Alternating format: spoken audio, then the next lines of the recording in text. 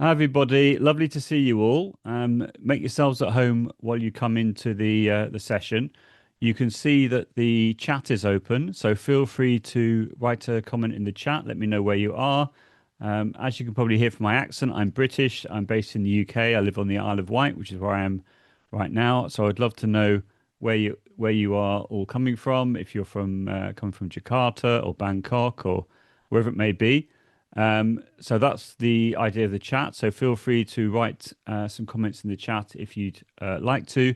We've also got the Q&A box open as well. So if you have any questions for me, if you put those in the Q&A. So you've got the chat for the general chit chat, and then the Q&A is for a particular question. Okay.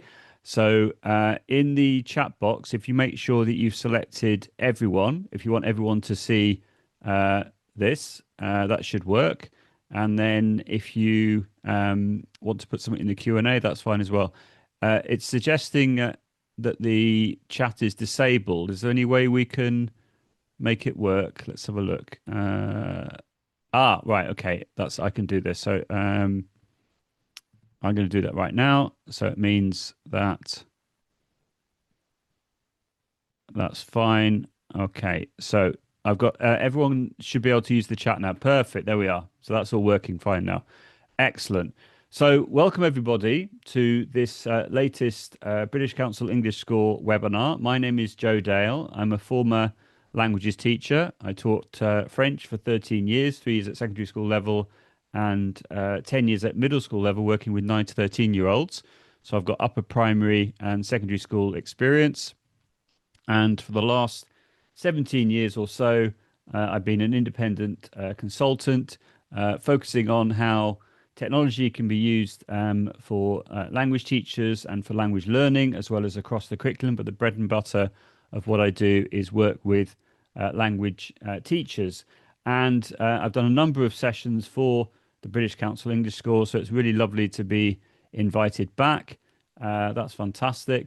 I'd love to know in the chat as well if you're teaching at secondary level or at higher education level or with adults, or if you're not a teacher and you're an independent language learner. I'd love to know from you. But I can just see from the chat quickly that we have lots of people from places like Jakarta and Bangkok, at Vietnam, from India, from Taiwan. So we've got a real mix, which is just absolutely brilliant. And I can see we've got a range of people teaching at higher education, at secondary level, at prep level. So you're all very, very welcome. And that's fantastic. We're going to have a section for Q&A at the end. So I will be looking at the Q&A at the end. But throughout the presentation, if you want to put comments in the chat, you're more than welcome to. And then if you have sort of bigger questions, feel free to put those in the Q&A as well. So the impression I get is that most people here are working in higher education, either as a student or as a teacher, and some people are working in business as well, which is just fantastic. So you can see on the screen I've got my contact details. So my email is joedale@talk21.com. I've also got a Facebook group which is called Language Teaching with AI. I'll be mentioning that a bit later on towards the end of the session. So if you're interested in requesting to join that community, there's over 6,300 members. The image I'm using right now as my background is the image that you'd be looking for within Facebook for that. So if you would like to connect with like-minded people from literally all over the world, feel free to do that. I've also got a YouTube channel, which is youtube.com/@JoeDale. I'm on LinkedIn as JoeDale100. I'm on Twitter X as @JoeDale, and I'm on Blue Sky as well as Joe Dale there as well. So feel free if you'd like to connect with me. That would be amazing. And the idea of this session is, as you can see, is to talk about productive struggle versus AI slop, which is an official term, great term, AI slop, empowering independent learners in their writing and speaking skills. So with that in mind, let's make a start. So the first thing I'm going to do is, hi Fudger, by the way, lovely to see you here. The first thing I'm going to do is I'm going to create a Padlet live using a prompt. Okay, so what I'm going to do is I'm going to show you the prompt in a moment, but essentially what I want you to think about is how do you currently use AI for language teaching? If you want to talk about language learning, that's fine as well. But I want you to answer three questions: one current use, one challenge, and one opportunity in your context. Okay. So with that in mind, I will explain what I'm going to do. I'm going to click on this link, which is the prompt. Okay. I'll be showing the well, I can put this in the chat for you actually, if you would like. So let me just copy this and I'll put it into the chat for you if I'm able to. No, it's not letting me do that. Maybe I can't paste into that. Let me just try again. No, it's not letting me paste into the chat. I'm not sure what that is, but let me just see if I need to. Let's try that again. No, okay, it's not letting me paste into the chat. Never mind. So what this prompt allows me to do is it allows me to generate a Padlet board live using one of the AI recipes called custom board. So you can see here it says prompt for Padlet AI recipe productive struggle versus AI slot supporting writing and speaking with AI. So obviously the title of the webinar. Create a Padlet board in a grid format for English language teachers. Board title, How I Use AI in My Language Teaching.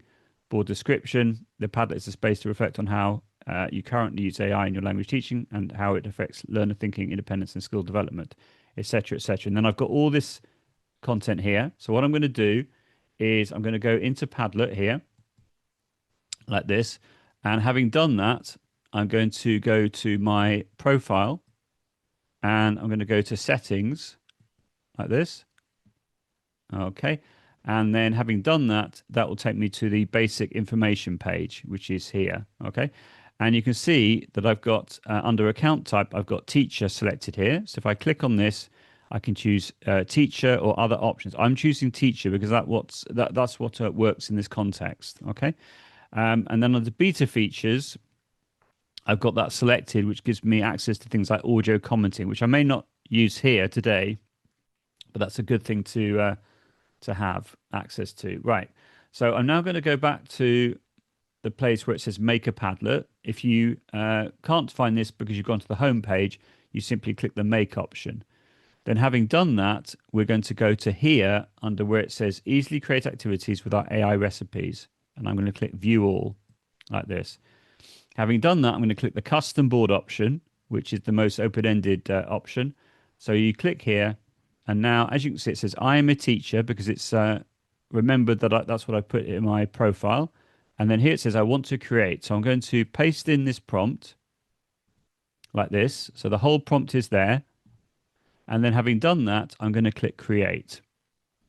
Okay. Now I could have prepared a Padlet beforehand, but it's much more fun, I think, to show you how we can use AI to produce this Padlet live. So as you can see, it says creating your magic Padlet, and it does feel like magic sometimes. So this shouldn't take longer than about 30 seconds or so.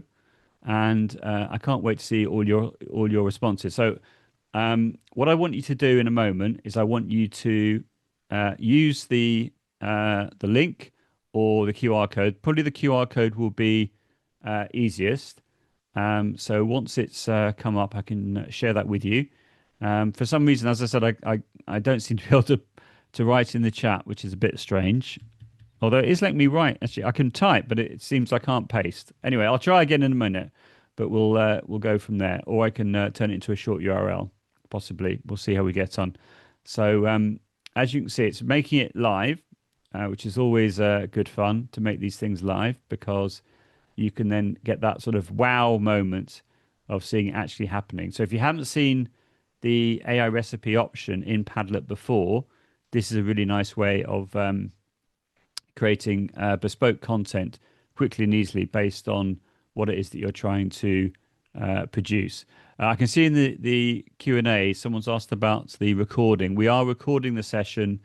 The session will be published on the English Score YouTube channel in the next wee while, the next day or so. So you'll be able to access the recording, which is great. And I'm hoping in a moment having built this all up, that it is actually going to create the Padlet. When I practiced this about 15 minutes ago, it worked fine. So that's all good. So hopefully in no time at all, it will come up with the goods and produce the Padlet. I'm just going to see if I can copy that prompt again while it's doing that.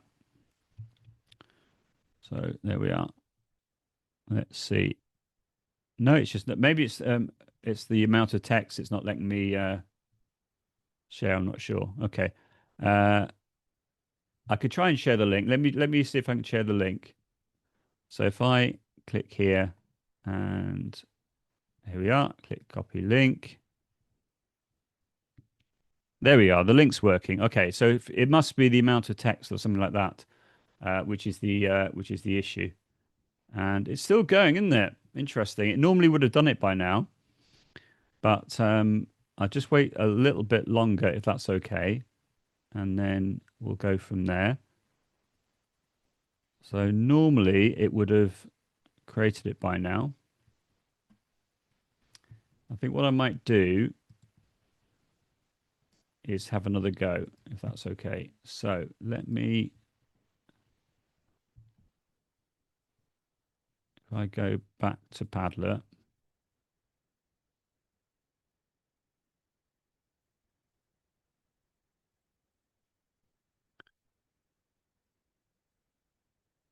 just give me a second.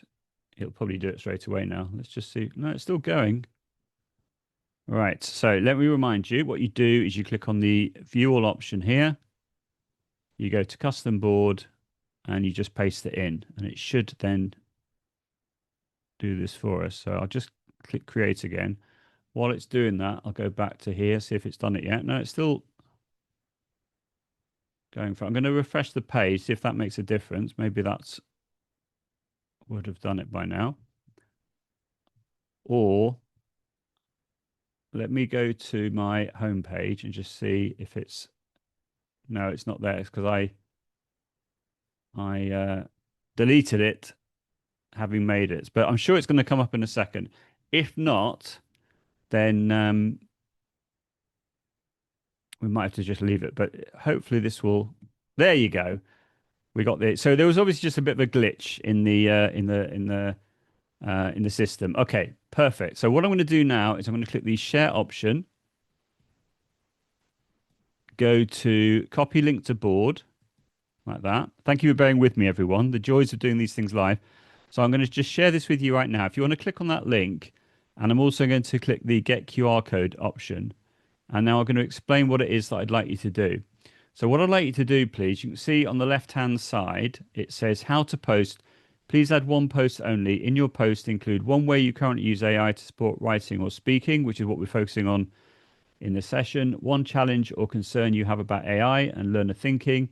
One opportunity you can see for supporting productive struggle with AI.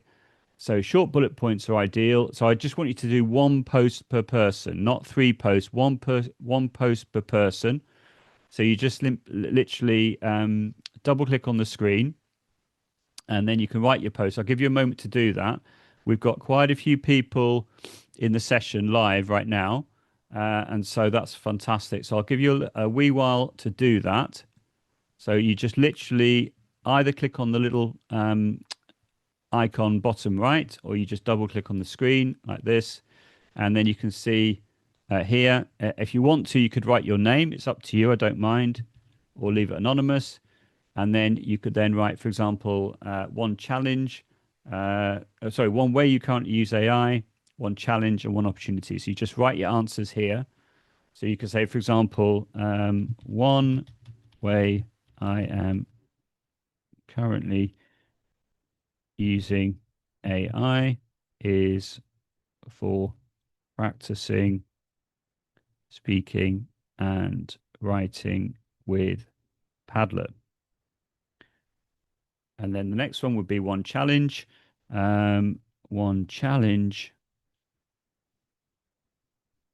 I find is checking for hallucination when the AI makes things up.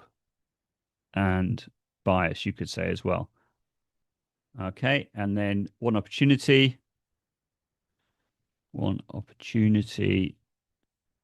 would be to be able to uh, run speaking assessments quickly with a large group, thanks to Padlet. So you don't have to, you don't have to just choose the one tool. It's up to you. And then I click publish. Okay, so I'd love you to now start writing your answers, and we'll then go from there. I'll just make sure everything's set up as it should be. All looks fine to me so far. That's great. I've got moderation. Let's have moderation turned off. That's fine. And then that's all fine as well. Okay, so go for it. If you want to write something here, that'd be great. I'll just give you a moment because I'd love you to quite a few people to write their answers. That'd be great. I can also check under the because so here we've got wall or columns or grid. I quite like wall, so let's try wall. There we are, and then we can see everyone's all together like that. Okay, so I'll just give you a little bit of time to do this. There are lots of people in the room right now, so I'd love to see lots of people sharing their ideas.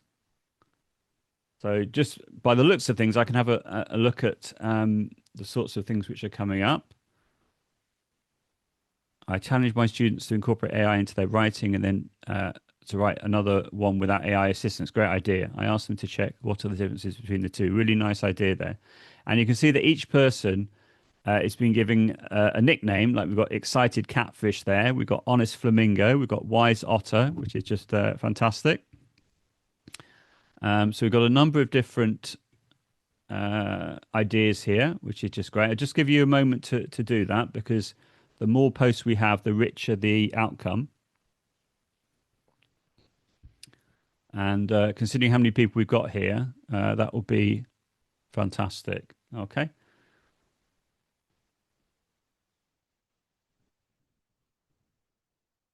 So I'll just wait a little bit longer. Thank you for bearing with me. It'll be worth the wait, I promise.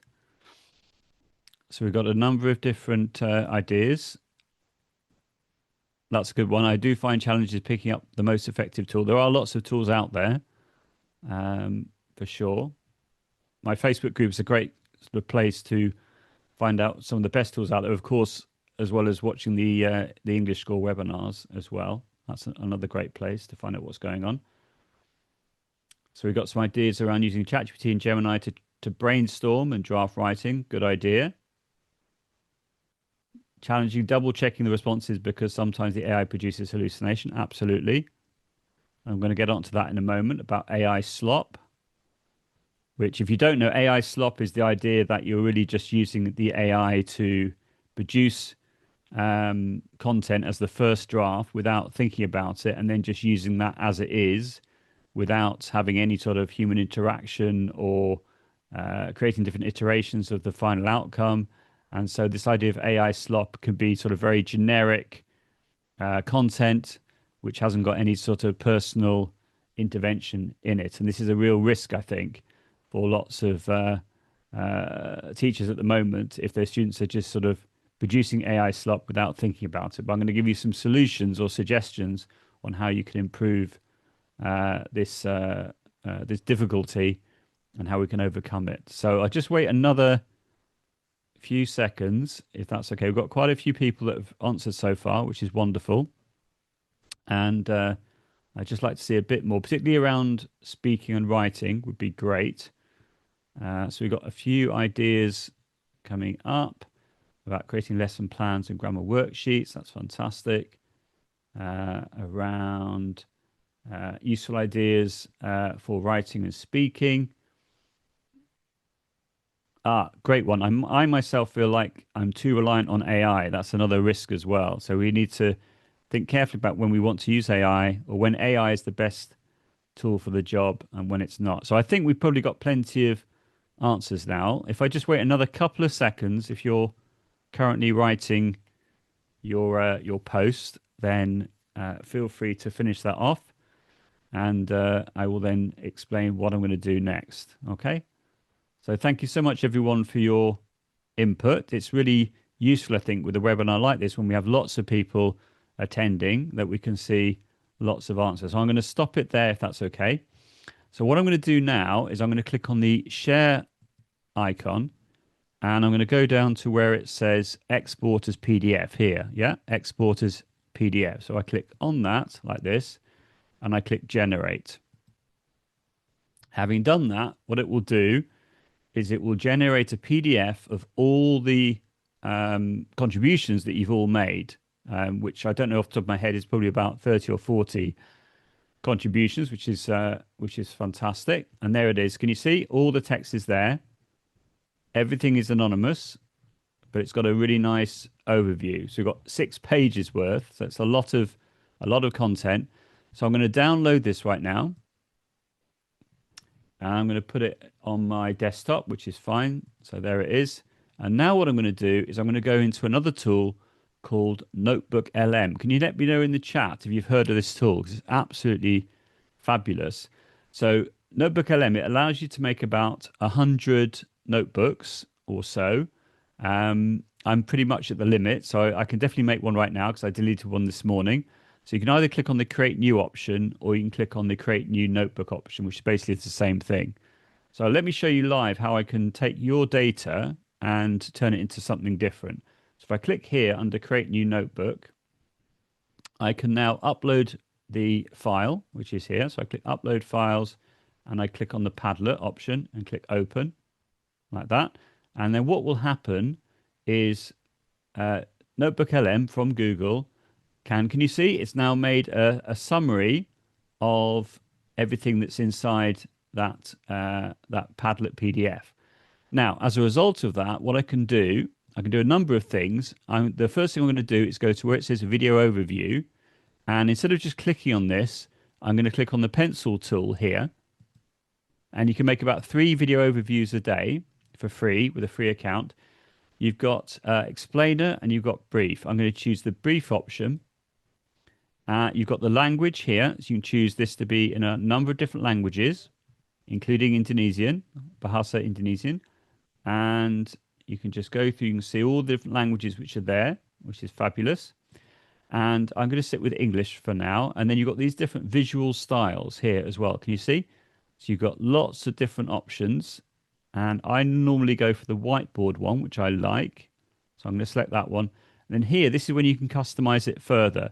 So you can see here, it says, what should the AI host focus on? So I would go back to here and I want to copy that and I want to go back to Notebook LM and I say, okay, I want the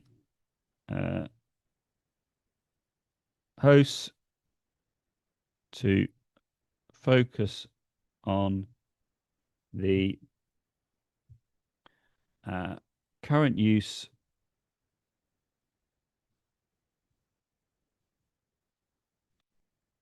challenges and opportunities of using AI for language teaching, okay, at different levels. Something like that. Obviously, I could be more specific, but I think that's fine to give you an idea of how this works. So now I click generate. Okay. Now it takes about 10 minutes for it to generate the video. So we're not going to wait for that time, obviously. But what we're going to do as well is we're going to go to the infographic option and do something similar. So I'm going to click on the pencil tool. And you can see here, you've got, again, the language. You've got the orientation. We're going to go for landscape. Level of detail, standard. That's fine. So I'm going to now say an infographic showing how teachers let's put language teachers, how language teachers are currently using AI, a challenge or challenges they are finding, and opportunities. Okay.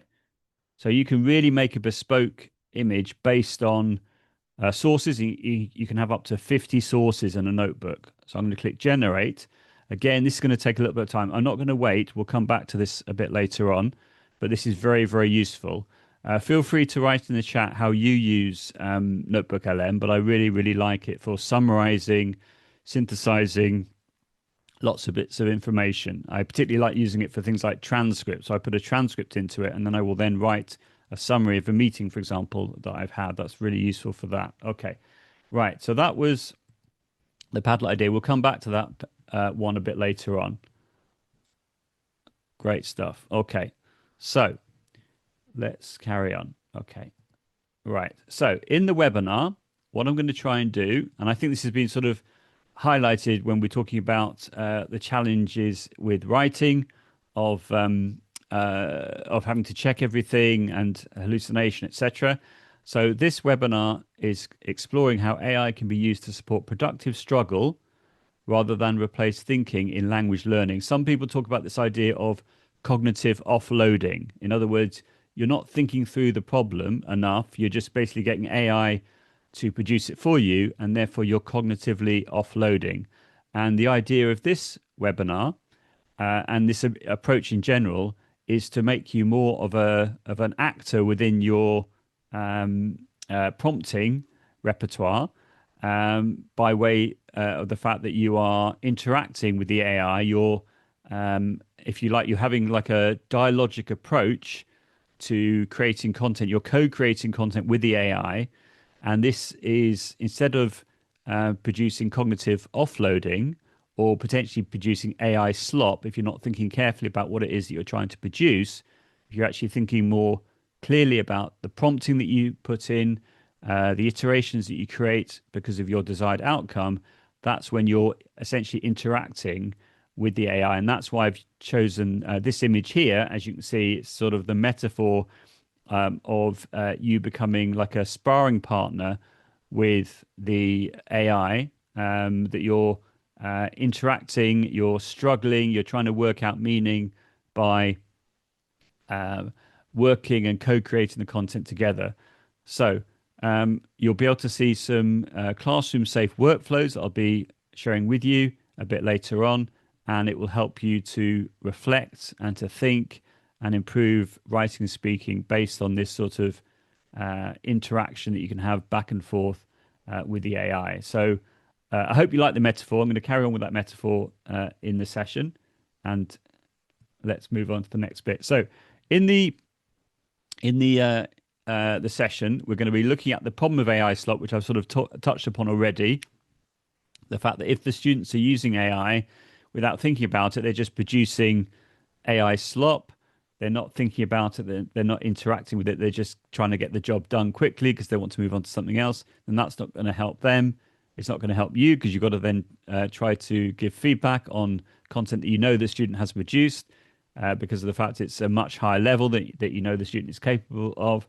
And particularly at university level, you can get into some difficult situations whereby you can't be accusing students of using AI unless you've got absolute evidence of that, because that could cause a lot of issues. I don't know if anyone has had this issue in the chat. Feel free to mention that as well, particularly if you're working at university level, and that's a big issue. So I think that by encouraging students to use this interactive methodology, this dialogic approach will really help with that. So I'm going to be talking through that in the session, as you can see, but this is the agenda that we're going to be covering today. Okay, so let's carry on. So defining AI slop, as you can see, habitually using AI as an answer machine. So in other words, just expecting the AI to produce the goods straight away without you needing to check for bias or hallucination or inaccuracies or things like that, just presuming it will give you the right answer. And that's not a good way of viewing this. It's not an answer machine. It's actually, much, much more a tool which can make you think and make you be much more of an interactive player within your own learning, I think. So the big push in an AI-dominated world, English proficiency is critical for employability. We need to equip young people and adults on the skills that they need. We can't just presume that the AI is going to do all the work for them. They need to interact with it. They need to gain ownership of their understanding of the content they're trying to learn, and that's really, really important. So not to see AI as an answer machine at all, but more of a sort of an interactive partner. So moving beyond passive consumption to active engagement. And again, we've got a nice little image there indicating this sort of shared working together. Okay. So AI as an interactive actor. Now, this is a quote from a report, AI and the Future of Education, Disruptions, Dilemmas and Directions from UNESCO. So feel free to search for that and you'll find the report. And I pulled out this quote using Notebook LM. I uploaded the PDF into Notebook LM and I was looking for a quote around the idea of using AI as a dialogic partner. And I love this. So I'm just going to read this for everyone. So now, for the first time, machines are no longer only passive tools. They are fast becoming interactive actors and agents that talk back, respond, and engage us as personalized tutors. You can see personalized is with a Z. So that's obviously American English as opposed to British English, which would be an S. Companions and even professors, reshaping what it means to learn and teach. Now, I don't know if you agree with that. I can see that Tunne in the chat has said, unfortunately, most of the students use AI as an answer machine, and that is why we need to teach them or not to do it that way and to use it where they're viewing the AI as this sort of interactive actor that they're working with. That's what I would suggest. So feel free to write any other comments on this topic in the chat. That'd be great to see. And then the sparring partner metaphor. So reframing AI. AI should be a co-creator that asks questions instead of giving solutions. So in other words, you can, instead of saying, I want you just to give me the answer, you could set up your prompt so it is going to give you hints at the answer. So you then have to work out this for yourself. Now, Google Gemini, ChatGPT, etc., they have these sorts of guided modes which do that. They don't just give you the answer. They give you hints, and you can say, for example, act like a Socrative partner. So this idea of a Socrative approach whereby you could ask the AI to ask you a number of questions. You then answer all those questions, and then based on your answers, it will then generate a better response. So this idea of this sort of dialogic approach, I think, is very powerful there. And that will help with productive struggle. And as a result of that, that will help with the learning. So instead of just being handed the answer on a plate, they're able to work through the answer with the AI to help them understand it better. So understanding is co-constructed, not merely copied. And this is really a challenge, I think, nowadays. But I think AI can really help with it if it's used, in this sort of purposeful way. Okay, so that's why I really like this sort of sparring partner metaphor for that purpose. Okay, so what I'm going to do now is I'm going to give you an example of this this workflow. So this is a video clip which I came across, which is called Learn with Joe. So this is a lady called Joe Asker from the UK, and she has a YouTube channel with lots of useful videos all around how British people use real life language. The level is sort of B1, B2, and it's designed for adult learners. So what I've got ready to go is the YouTube clip, and I'm just going to come out of this now and show you the clip. So the clip's here, and I'm going to copy the link. To get to that copy option, you click the share option here, and you click copy. Now, what you can do from there is you can go into Google Gemini like this, okay? And you literally just have to paste in the link like this. Okay, that's all I've done. I haven't given it a prompt. I've just put in the link, and then I'm going to click submit. And so just by giving it the link, it's going to give me a short summary. As you can see, it says in this video, Joe from Learn English with Joe shares 15 common British English phrases used in daily life. So phrases like give me a sec, or hang on a minute, or let me have a think, or pick up a few bits, or all over the place, could I just, would you mind, etc., etc. So this is really cool, I think, in the way in which it's sort of pulling out the main themes in the video, and all I've done is I've just pasted in the link. That's all I've done. Okay, so let me just come back to this. So that's the first one, but this idea of the hinting workflow is the following. Okay, so as you can see, I've pasted a YouTube link directly into Gemini for an automatic summary. And then what I'm going to do now is I'm going to take this prompt here, which I've already got open. And you can see it's all here. I can share this with you as well. So you can all have a go at doing this in your own time. So let me click copy. There we are. And I'm going to just copy this right now, as you can see. Now, as you can see, what it says is you are my English learning sparring partner. So this is when you're giving a role for the AI to perform. From this video, choose 2 British English expressions that native speakers use naturally, but as a B1, B2 learner might not fully understand or use confidently. So you can just adapt this to any video that you want. Do not explain them yet. That's really key. For each expression, show the sentence from the video, ask me what I think it means, wait for my response. If I'm unsure or wrong, give me a small hint. Only give the full explanation after the hint. Ask one question at a time and wait for my answer before continuing. Live modeling, thinking aloud, guessing, responding to hints, refining meaning, stop after 2 expressions, explicit commentary. This is retrieval. This is delayed feedback. This is productive struggle. So this is what this is all about. So now what I'm going to do is I'm going to go back to here and paste in my prompt and send it in. So now I'm asking the AI to play the role of an interactive actor.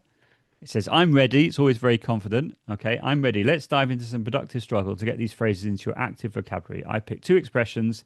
So it's just pick 2 expressions out of the 15 that are incredibly common in the UK, but often sound a bit coded to learn it. So here's the first one. So sentence from the video, I'm popping to the shop to pick up a few bits, right? What do you think the speaker means by picking up a few bits? What kind of things is she buying and how many, right? I could now write in the answer, or I can use the microphone. I'm going to use the microphone because it's going to be simpler like this. Okay, so here we go.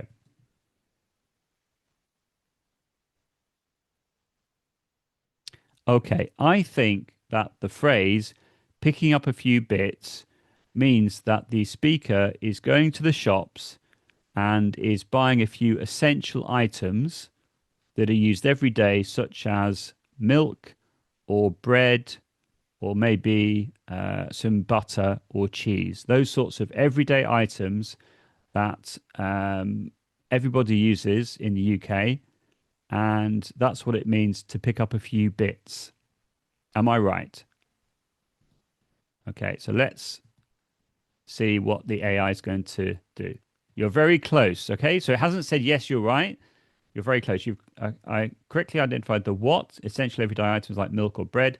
However, there's a specific nuance to this phrase regarding planning and quantity, okay? Hint, if I tell you I'm going to do the food shopping, it sounds like a big planned weekly event with a trolley. If I say I'm going to pick up a few bits, does it sound like a big planned trip or something else? And does bits have to be just food? What do you think? Okay, so I'm going to carry on. I think when someone says I'm going to pick up a few bits, it refers to food. It doesn't mean it's going to be a big shop, like a weekly shop. It just means a few things that I need there and then because I've run out of milk, or I've run out of bread. So I'm just going to go and pick up a few bits, just a few essentials that I need there and then. So this could be from, say, a small local shop. It wouldn't be necessarily a big supermarket. Just something handy for me to get. Okay, so let's see. Spot on. Okay, so now it said, yes, you got it right. That's great. You've nailed the productive struggle. This is a classic example of retrieval meeting nuance. full explanation. Native speakers use pick up a few bits to describe an unplanned, informal, or small shopping trip. The bits, while it's often food, the essentials you mentioned, it could actually be anything small, toiletries, a light bulb, or even a birthday card. Okay, fair enough. It's intentionally vague. It suggests the trip won't take long and isn't a major operation. So you get the idea. So now we're going to do expression two, just because I know that this takes a little bit of time, but I think it's worth doing another example. So my head is all over the place today. What do you think is happening in the speaker? If the head is all over the place, it's a good thing or a bad thing? Okay.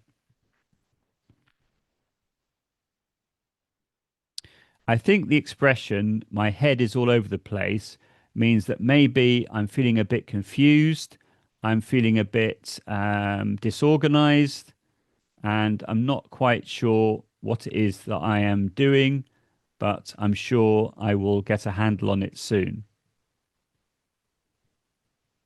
Okay, let's see what it says. You're definitely on the right track. So it's not just saying I've got it right, it's helping me with confused and disorganized, and you're correctly identified that it's generally a negative or at least overwhelming feeling. However, there's a specific reason why the speaker's head feels this way. Think about the physical imagery of being all over the place. If your thoughts aren't in one place but are scattered in 10 different directions at once, how does that affect your ability to focus on just one task? Okay, so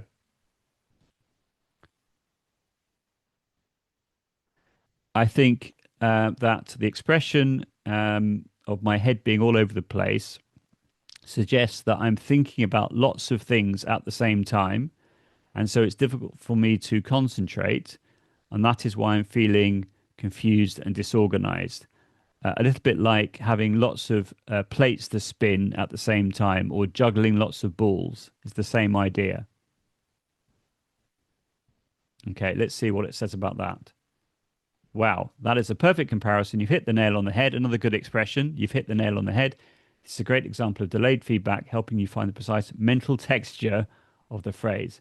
When a Brit says their head is all over the place, they're describing mental fragmentation. The feeling it's that specific type of overwhelm where you have too many tabs open. That's another good one in your brain. As you said, it's like juggling.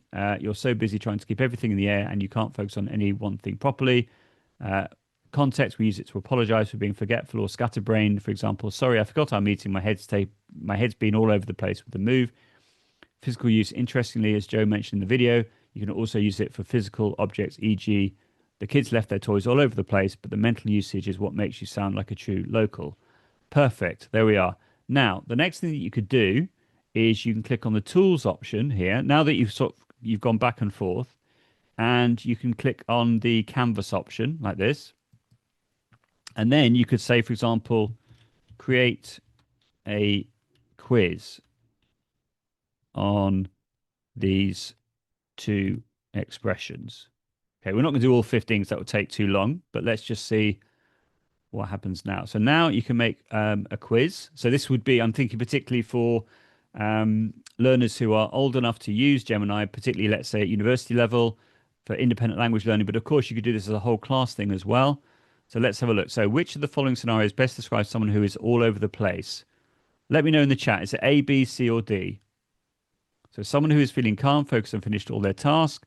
Someone who keeps forgetting their keys and feels overwhelmed by too many tasks. Someone who is very happy and excited about a new suggestion. Or someone who is physically traveling to many different cities in one day. What do you think? Is it A, B, C, or D? So lots of people are writing B. I think you're right. So let's click B. It says I've got it right. That's great. But I could show a hint. Can you see? It says show hint. So it says think about the imagery of thoughts being scattered in many different directions at once. Perfect. So let's go on to the next one. So this one, A, B, C, or D. If a British person says, I just need to nip to the shop to pick up a few bits, what are they likely doing? So looking for expensive furniture to decorate a new house, buying a few small items like milk, bread, or perhaps some batteries, asking for a formal loan from a bank manager, or going on a major planned monthly shopping trip for the whole family. Okay, lots of you again are going for B. And again, you're right. Well done. And then we'll click next. So you get the idea. We could just work through in this way. Choose the most natural way to finish this sentence. Sorry, I'm so late with that report. My head is sound good today. Bits have been, so my head has been all over. Okay, so what do we think? A, B, C, or D? This one, it's actually, I'm going to go for D, and I'm right. Phew. So sorry, I'm so late with that report. My head has been all over the place lately. It's actually D. Well done. But you can see how this could be useful. True or false? The phrase pick up a few bits can only be used when buying food. Put a T or an F. T or F. Is it true or false? T or F? Yep, lots of Fs. Lots of Fs. That's right. It's false. It can be other things like a light bulb, etc. I normally would use it personally as a British person. I would normally use it in relation to food, but I can see how it could be other ones. Right, last one.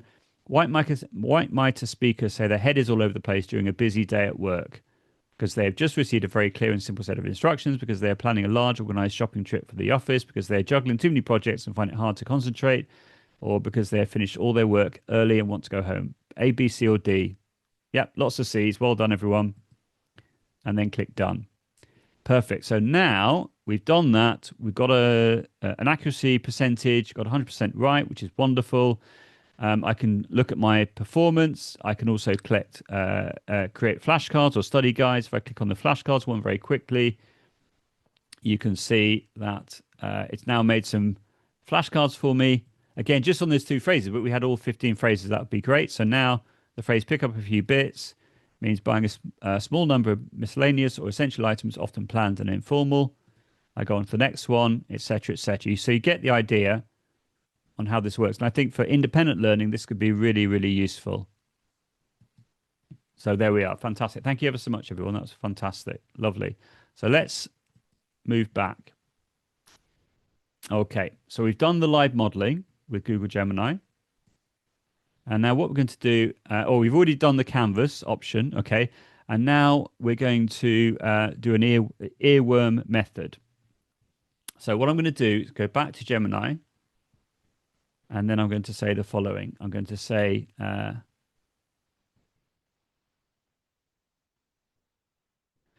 write a basic catchy song, including all 15 expressions from the video, and make the lyrics at B1 to B2 level. Okay, let's see what it comes up with. So now it's taken the transcript of the video and it's making a song right now. Things like pick up a few bits. So it's not just those two expressions. It's going to use all 15. That's interesting. So it hasn't quite. Let's just see. Let me just reload the page. We'll just try again. The beauty of doing these things live. So it's not there. It's completely gone. No, it's coming back. Okay. So for some reason it's not appeared here. That's okay. I will then say, put the lyrics in the chat section, not in the canvas section. Okay, let's try again. Okay, so can you see? It's now doing it. So we've got lyrics like give me a sec, won't be a sec, head all over the place. That sounds good. Could I just, what a nightmare, etc., etc. So I'm now going to copy all of this. Okay. Right click, copy. Now I'm going to go into Suno, which if you haven't seen this before, it's a free tool. You go to create. Okay. And then you go to where it says custom and you paste in the lyrics here like that. We want the title, which was A British Day. There we are. A British Day is the title. We go back to Suno and we put the title at the bottom here. And we've got styles. Can someone suggest a style? I've done things like K-pop or angry punk or folk. Let's see. Folk. Okay, that was the first one. We're going to put in folk. So that will be slower, more melodic, which is great. You'll all have to just try this yourselves. I'm going to click create now. And in about 10 seconds, it's going to make 2 versions of the same song. And you can make 5 songs for free every day. And you can also download the songs as well. There we are. That took what, 5 seconds, 10 seconds? So this is obviously a bespoke song with earworms designed to get the expression to stick in your head And let's have a listen to the classic A British Day. Here we go.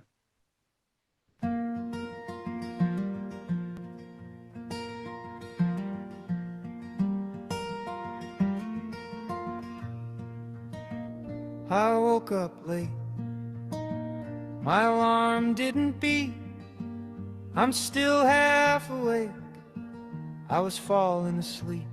My phone starts ringing, it's a call from the boss. I'm looking for my keys, I'm feeling at a loss. I say hello, give me a sec, I'm running out the door. Won't be a sec, I'm just stepping off the floor. But honestly I'm stressed, things aren't going great. To be fair, my head is all over the place today. Oh, it's just a typical day in the neighborhood. I asked for a coffee and they said that sounds good.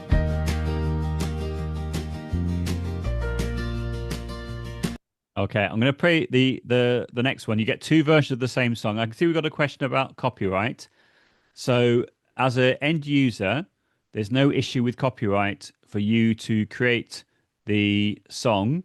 The issue around copyright is that Suno essentially fed into its model lots and lots of commercial songs, and they're currently being sued for that. But that's not an issue at the moment for the end user. So I wouldn't show this to you if there was an issue with copyright.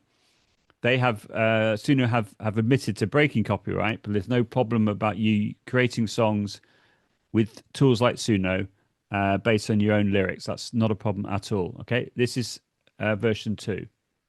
Otherwise, I wouldn't show it to you, obviously. Here we go, version 2.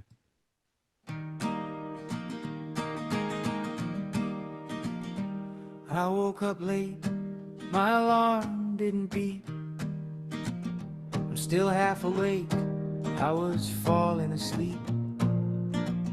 My phone starts ringing, it's a call from the boss. I'm looking for my keys, I'm feeling at a loss. So you get the idea. Now, I've got lots of songs here. There's one, this is a similar one that I did with the same video, so the same lyrics. And this is a different version. So this is an angry punk version. I'll just give you a flavor of this. I literally laughed out loud when I first heard this. Here we go. I'm running out the door, I've got so much to do. My head is all over the place, how about you? I shout to my friend, give me a sec. My life's a bit messy, a bit of a wreck. I pop into the shop to pick up a few bits before this long day drives me out of my wits. It's the British Daily Grind, you know the way. The little things we say to get through the day. If the rain starts to fall and the sky turns to gray, we just shrug our shoulders and we simply say, oh well, at least it's not snowing.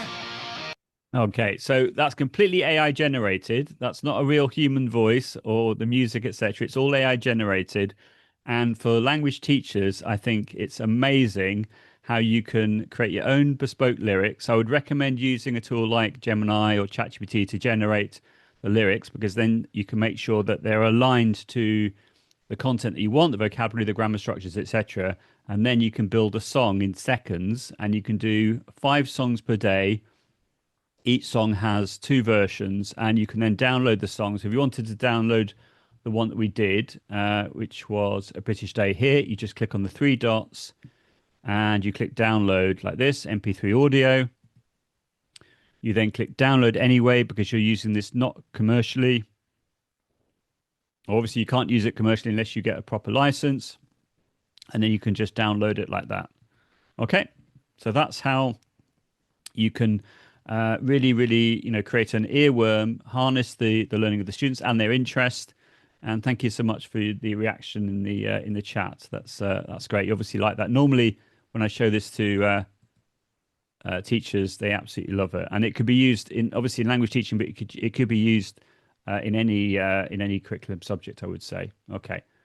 Right. So now what we're going to do is we're going to have a look at a number of different AI chatbots which allow us to uh, interact and to have this sort of interactive actor context, but we're going to be going back and forth with these different tools. So with that in mind, and these are all GDPR compliant. So the system that we have in Europe and in the UK to say that designed to be used safely and ethically in a classroom context. So with that in mind, I'm going to launch Mizou right now, and we're going to go for it. So I'm already logged in, and all I have to do is go to where it says build a chatbot. Okay, like this.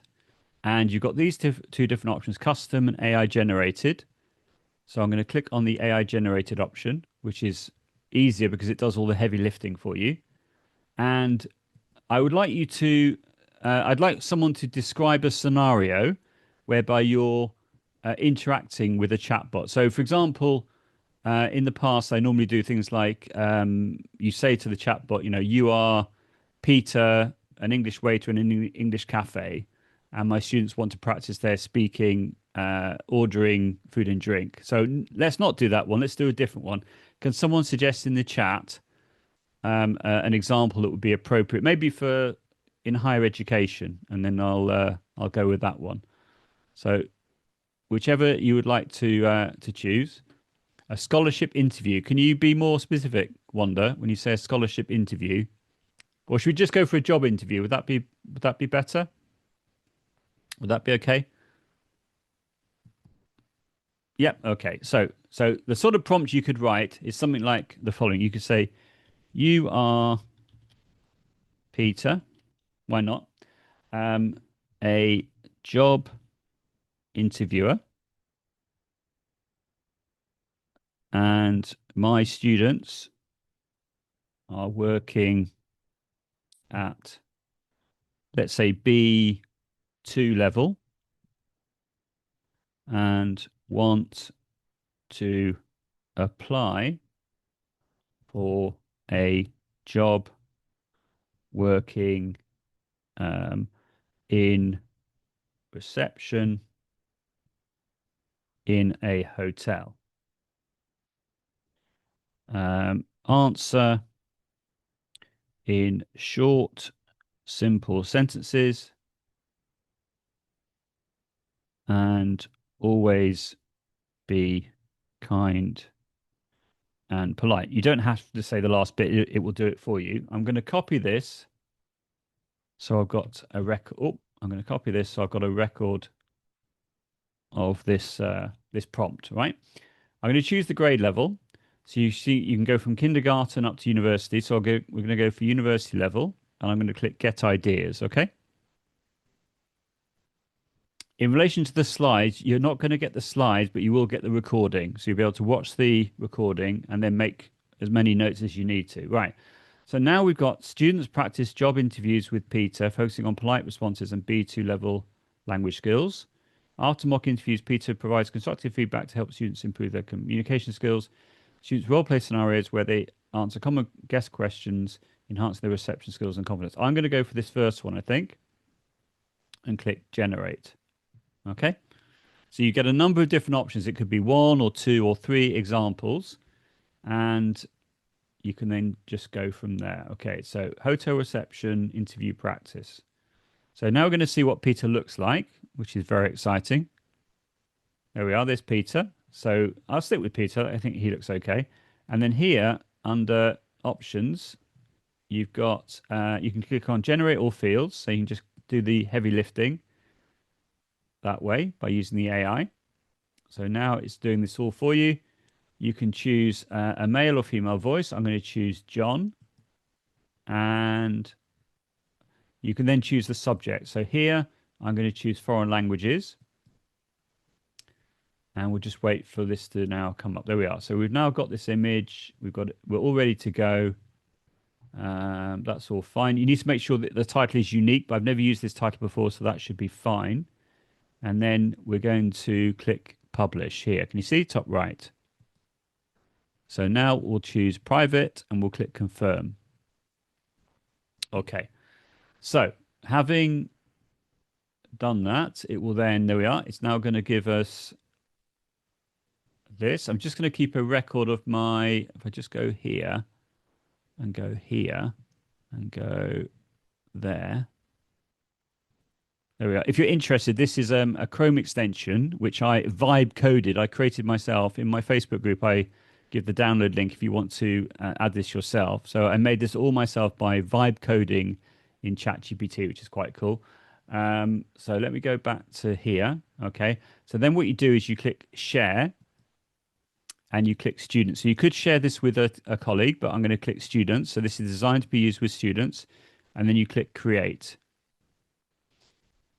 Okay. Okay. And we'll just wait for this to come up. There we are. Now you could preview this, but we haven't got time to do that. So I'm just going to click launch. Okay. That will now give me a link like this. Okay. So just wait for that to load. Here we are. And then I click copy. Like that. Okay. Now what I'm going to do is I'm going to right click here and I'm going to click on new incognito window like this. Okay. And click paste. Now I'm going to send it in and then I'll be able to interact with my chatbot practicing my job interview. Right. So I'm going to call myself Joe and I'm going to click. That's an interesting picture. That doesn't really relate to, well, it's obviously in a hotel, but I think it's got a bit confused about where you would have a hotel reception interview. Anyway, so let's go for it. Start session. And we'll start the session. If you want to try the interview as well, I don't see why not. You could do. You can only have 50 sessions per day with the one chatbot, but if you want to have a go yourself, then that's not a problem. Just for the privilege of being able to be here live, you can do it live. Right. So we can then listen to what Peter sounds like. Here we go. Let's have a listen. Welcome to the hotel reception interview practice. I'm Peter, your interviewer. Let's work on your skills together. Ready to begin, Joe? Could you tell me why you want to work as a hotel receptionist? Okay, that's a great question. So you now need to give permission for your microphone. Away we go. Hello, Peter. Great question. I would like to work as a hotel receptionist because I would like to earn some money in order to look after myself and my pet cat, George. Okay, I'm now going to send in, there we are, the answer, and we'll see what Peter says.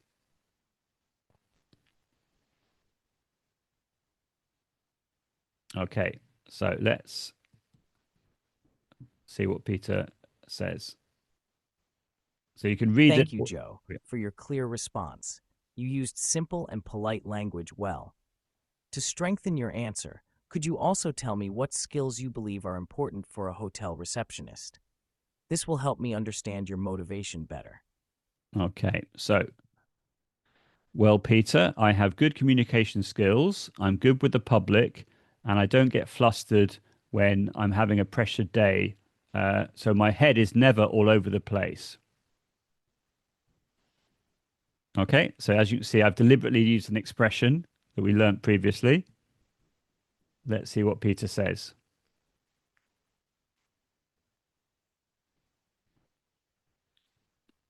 Here we are. Great job, Joe. Phew, that's good. Great job, Joe. Your vocabulary, like communication skills and flustered, is excellent. Saying, my head is never all over the place, is friendly and clear. Could you give me an example of a situation where you stayed calm under pressure? This will show your abilities more vividly. Okay, so you get the idea. I'm not going to go back and forth, back and forth, back and forth, but you get the idea on how this could work. So I think that this can really give confidence to the students. They can role play. It can reduce their anxiety in this sort of situation, and it can really help them. And it feels like a very sort of low pressure environment. So once the student has finished, I think I'm right in saying you can have as many back and forths as you want, but only 50 sessions per day. So then you click end session, and then you click skip. That's what I normally do, and that will now end the session. There we are. And then I could then minimize that. And then if I then refresh the page, you can see it says at the minute, no participants yet. So if I refresh the page, then I will be able to see my own session. There we are. I can see that a number of you have had a go at doing this, which is great. Okay. And there should be one there. There's one me there. I'm Joe, and I've got an A, which I'm very pleased about. So now I can see as a teacher, I can see the whole transcript, and I can listen to what my student has recorded as well, like this. Can you see? Hello, Peter. Great question.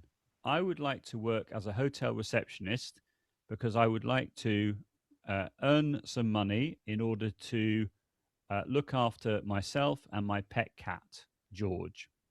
Okay, so as the teacher, if you're using this in this context, you can see very clearly what the students have written or recorded. You can also see that there's some feedback here, which is also really useful. A nice little tip is the following: if I let me just search for this right now. If I were to do a search for Go Full Page on the Chrome Web Store, which looks like this, Go Full Page. I'll put this in the chat for you. This is a free Chrome extension which allows you to take a screenshot of your page. So if I'm in, say, Mizou, and I click on the jigsaw piece, and I go to Go Full Page, and I make sure it's pinned, it's now going to appear here or here. You can see. So if I click on this right now, if I just move my webcam out of the way, and I click on here, what it's going to do, can you see it's now made a screenshot of everything on the page. I could then go into, say, ChatGPT, which I've got open here. I could click the plus icon, add photos and files, and then I could choose, that's interesting. This guy didn't download it, that's why.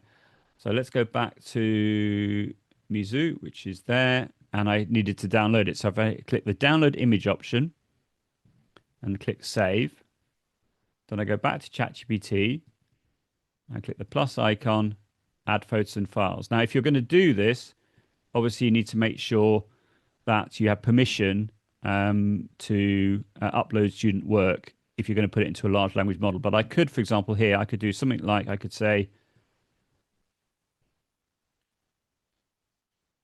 here is the transcript of a job interview that one of my students did with a chatbot. The chatbot played the role of the interviewer, and my student played the role of the interviewee. Act like an experienced English teacher and give detailed feedback about what the student said in the conversation, focusing on vocabulary, grammar, range of language, fluency, and creativity. Don't give too much feedback, which could overwhelm the student. Be concise. Okay, so by doing this, by taking a screenshot of the transcript, you're going to get much better feedback in this way. And you could even upload a rubric and say, give feedback based on this rubric. So now it's created a nice little set of feedback for me, which is great. Okay, and I could even do something like, I could say, put this feedback into a table. Okay, so I could do that. And we'll see what that's going to do now.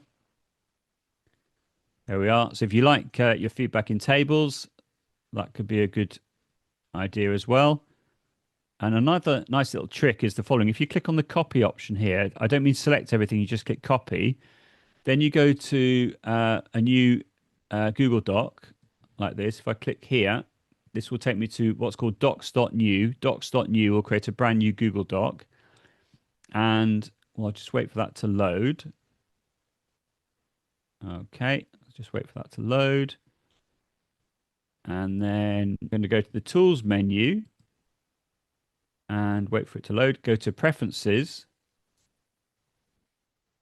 And here it says enable markdown. Okay, so if you click on enable markdown, that's not on by default. It means that having copied something in ChatGPT or Gemini, you can then right click and click paste from markdown. And now, can you see? It's now retained all the table format, which is great. So in the feedback, you could say, put the name of the student at the top, put their email address if you wanted to, if you were happy to do that, and the students were happy for you to share the email address. And then you could then just paste it with them or share this with them as you see fit. Okay, so that's a really nice tip. Paste from Markdown in Google Docs. And then if you wanted to, if you work in a Word environment, you could then click download and download this as a Word document as well. Okay, so let's go back to here and take the prompt again. And now I'm going to do the same thing in another tool called Edcafe. Okay, so Edcafe, similar to Mizou, allows you to make your own chatbot for free.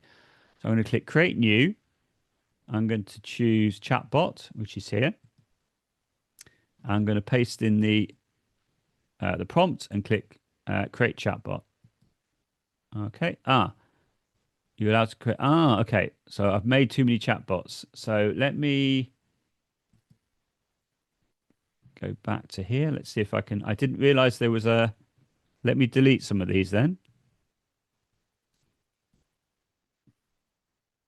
Okay, and let's try again. So chatbot. That's good to know. I didn't realize that. Okay, so now it's going to work. That's fine. Whew. Okay, so you're Peter, a polite and patient job interviewer who helps B2 level students. So you get the idea. You're getting all this information. Okay. And it says, which would you like to start with? So let's click save.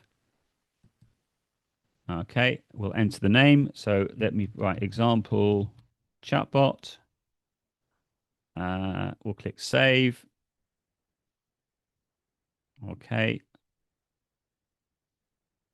And then you can click, okay, it's just generating the description. You can click assign like that. You can click copy link. Okay, I can put that in the chat as well if you'd like to have a play with this one. And we'll do the same thing. I'm going to right click, new incognito window, and paste it in. Right. So, okay. So enter your name, start chat. Okay. So, hi, Peter. I'm a friendly to help you practice for hotel. I speak in short, simple sentences, and I'm always kind. Choose what you'd like to work on. Okay. So let's do one. Let's go for practice interview questions. Okay, so what do you want to work? Why do you want to work as a hotel receptionist? Okay, so I could also listen back to this like this. Great, Joe. You want to practice interview questions. Here is the first question. Q1, why do you want to work as a hotel receptionist? Please answer when you are ready. So again, I have to give permission for my microphone.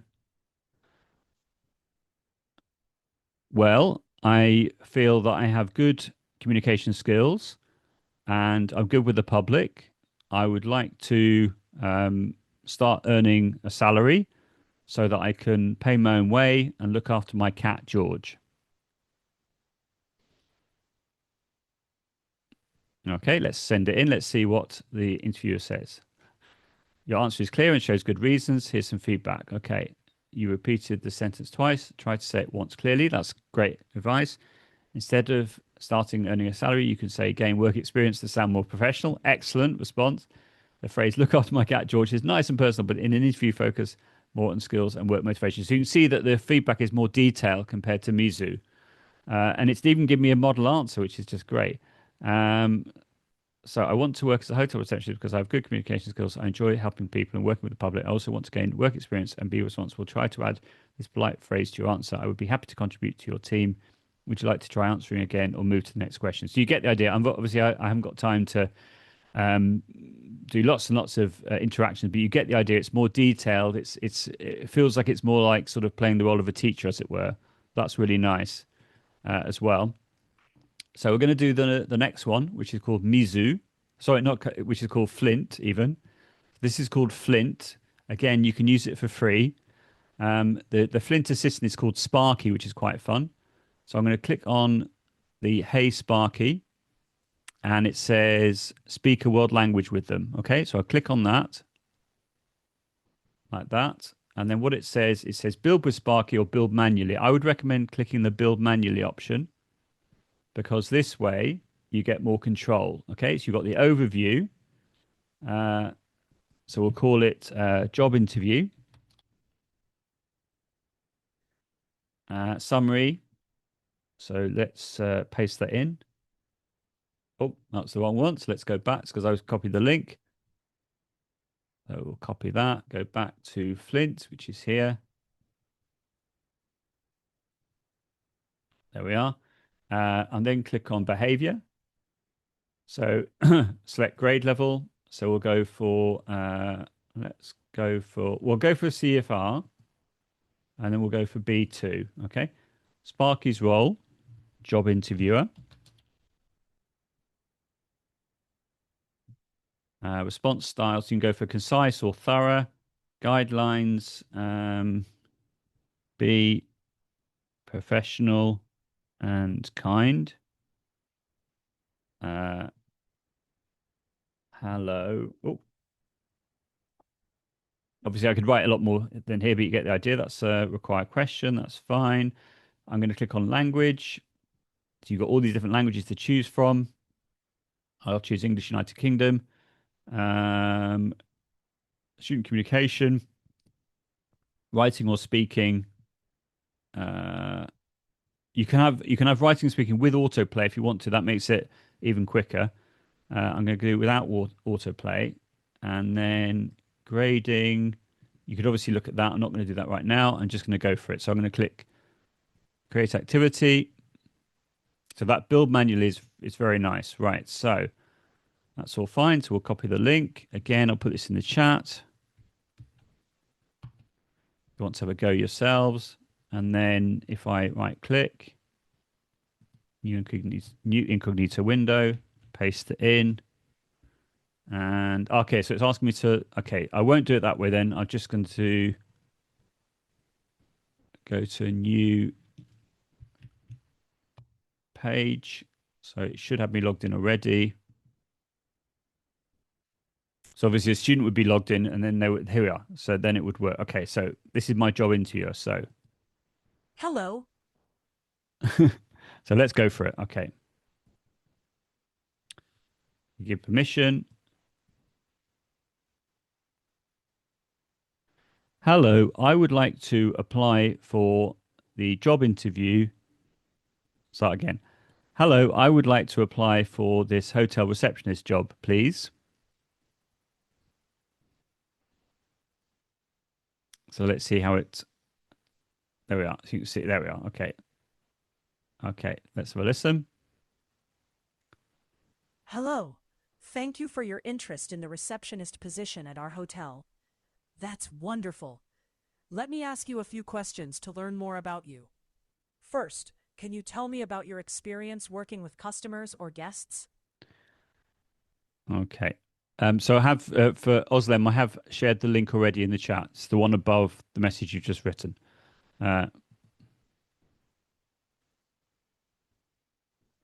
Well, to be honest, I haven't ever had a job before, but I'm very keen to learn, and I've got good people skills.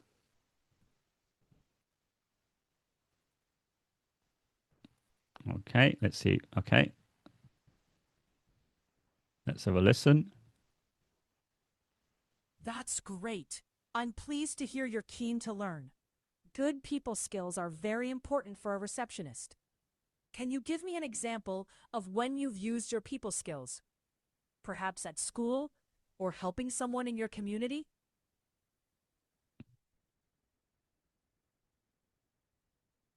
Well, for example, when I was at school, I used to run the tuck shop. So we would sell sweets and drinks and things like that. And I felt that that's a job I did very well. And so I now feel like I would like to become a hotel receptionist.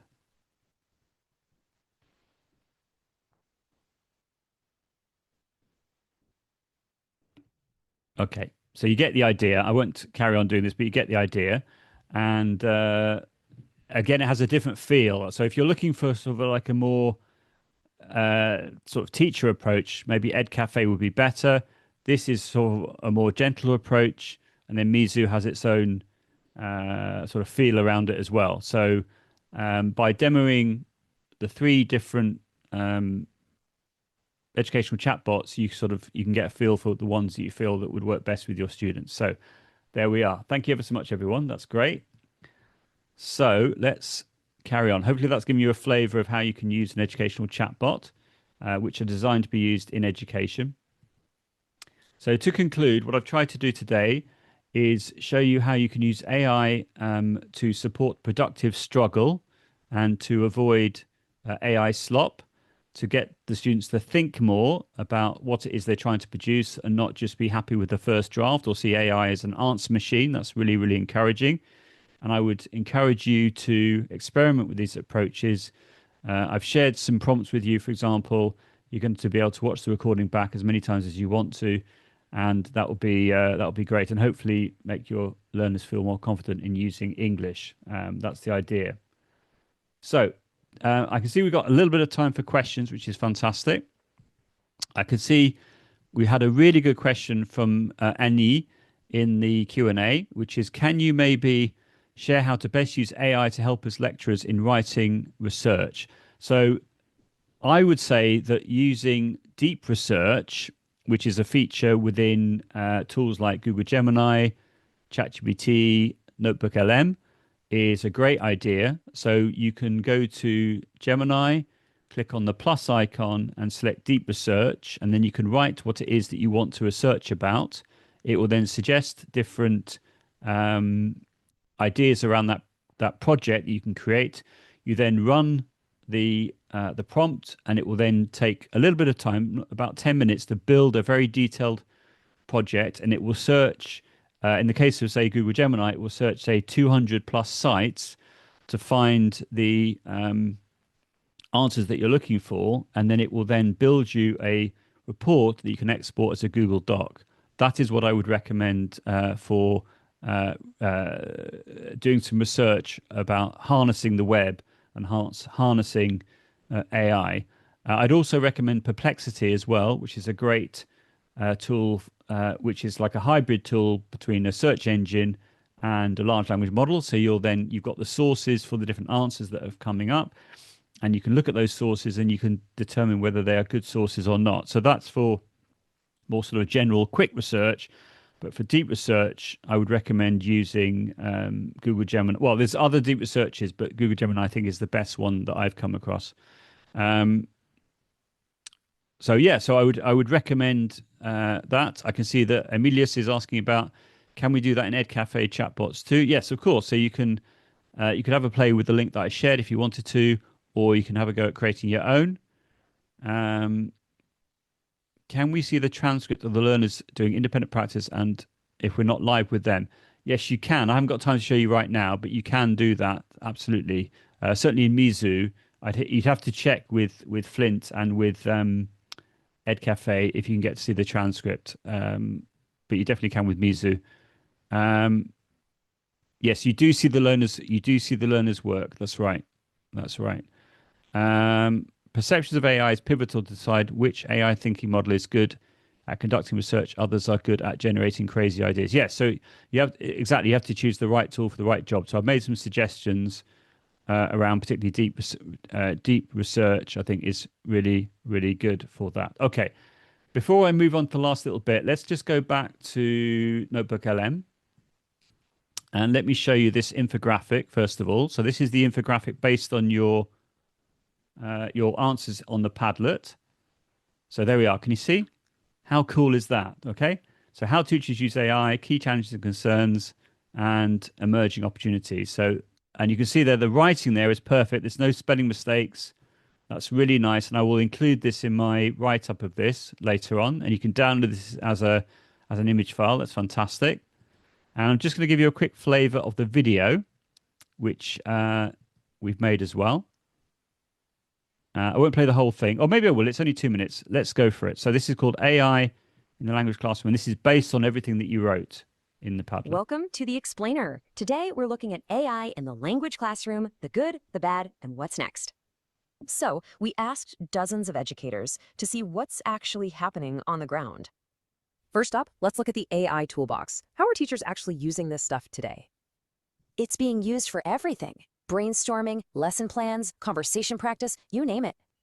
Some teachers are even building their own custom AI tutors for students to practice with 24/7. But it's not just about getting answers. The best teachers show students how to think with AI. This teacher, for instance, walks students through improving their writing. The process is the whole point. Okay, but it's not all smooth sailing. There are some pretty big hurdles here. And here's the core dilemma. Is AI a helpful tool, or is it just a crutch? Teachers are worried about plagiarism, for sure, but also about students losing critical thinking skills. Yeah, this comes up a lot. Are students just using AI to do their assignments for them?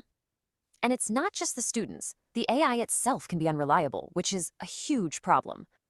We're talking fake sources, wrong answers, and even biased feedback. Not great. But despite all that, teachers are still optimistic. They see a ton of potential here. The big opportunity? Giving every single student instant, personalized feedback and a limited practice.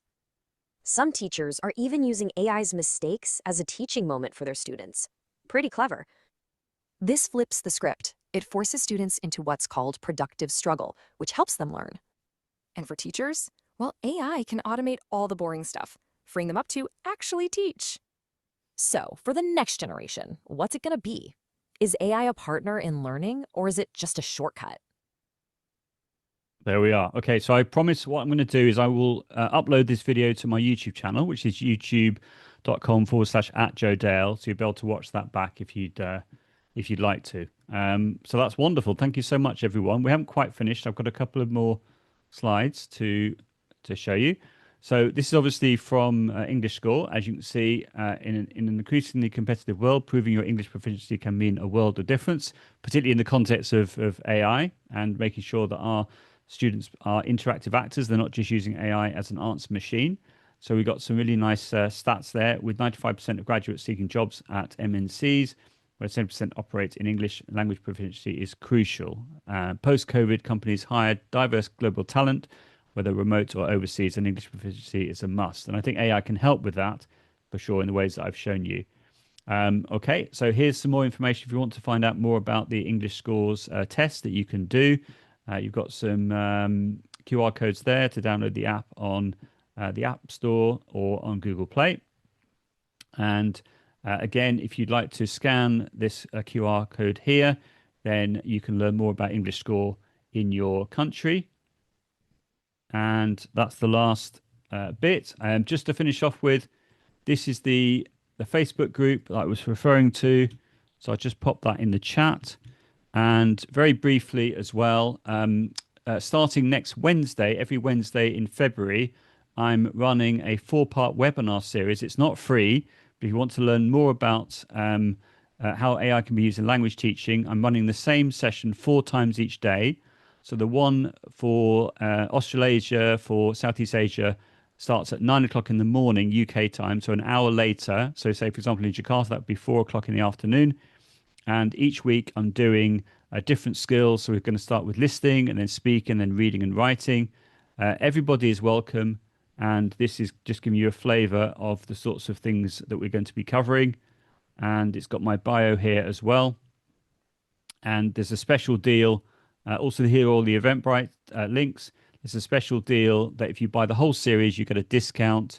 So 4 webinars you get for the price of 3. Okay, so I'd really recommend having a look at that as well. And that's all in my Facebook group, but I'll put that in the chat as well if you want to have a further look. And there we are. So thank you ever so much, everyone. We're just about out of time, but if anyone has any other burning questions. Or in fact, let's see if there's any other questions I can do in the chat very quickly. So to teach writing, what would be your suggestions to lessen our students' over-dependence on AI and producing AI slop and encourage them to struggle productively and use AI wisely? Well, all the things I've talked about, Michael, in the session, using that sort of prompt around hinting, encourage them to do that. Encourage them to use an educational chatbot that you've created for them. You can then monitor how they're getting on. You can see their transcripts, etc. That's what I would recommend. And you know your students. You know if they're producing content which is much higher than you know they can produce, and if they can't describe what they've written, then maybe it's not their own work. Maybe they need to think about that carefully. So that's actually a nice place to finish. So thank you so much, everyone. If you want to stay in touch, feel free to do so. I'm going to be repeating this webinar in about a week or so's time on the 3rd of February for the Latin American market. But if you are around, if you have time to watch this again, feel free to do so. But thank you so much, everyone, for coming along. I really, really appreciate it. And thank you so much for your contributions, particularly with the pad at the beginning. That really helped to frame everything nicely. And as I said, I promise I will be sharing this in my Facebook group as well as on LinkedIn and other places like Twitter X and Blue Sky as well. So with that in mind, I'm going to stop sharing. Okay, and I'm going to stop recording right now.